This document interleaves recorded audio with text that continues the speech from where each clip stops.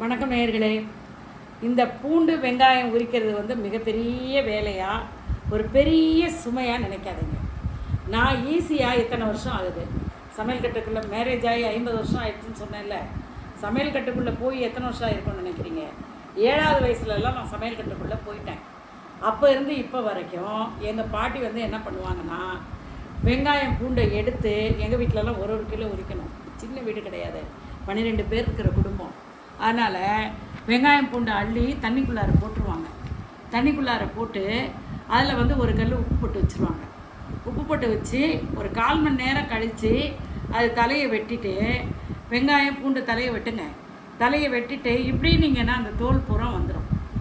ஒரு 10 நிமிஷத்தில் நீங்கள் 1 கிலோ வெங்காயம் 1 கிலோ பூண்டு உரிச்சிடலாம். சரி, இது இன்னொரு பக்கம். இன்னொரு இது இருக்குது. ஊற வைக்க நேரம் இல்லை, ஆஃபீஸ் போயிட்டு வந்து அர்ஜெண்ட்டாக உரிக்கணும் அப்படின்னா வானலை வச்சு பூண்டு 1/4 கிலோ பூண்டை அப்படியே உடைச்சி போடுங்க, தோலோடு போடுங்க. ஒரே ஒரு சொட்டு நல்லெண்ணெய் ஊற்றிக்கோங்க.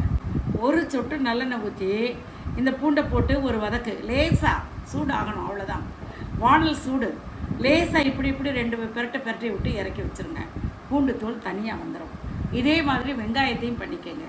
நீங்கள் வந்து சாட்டர்டே லீவு இருக்குல்லம்மா, சாட்டர்டே சண்டே லீவு தானே, அப்போ நீங்கள் காய்கறிகள்லாம் வெட்டி வைக்கும்போது இந்த பூண்டு வெங்காயத்தையும் வெட்டி ஒரு டப்பாவில் போட்டு வச்சுக்கோங்க. இந்த மாதிரி சுலபமான முறையில் பூண்டு வெங்காயம் உரிச்சுக்கோங்கம்மா.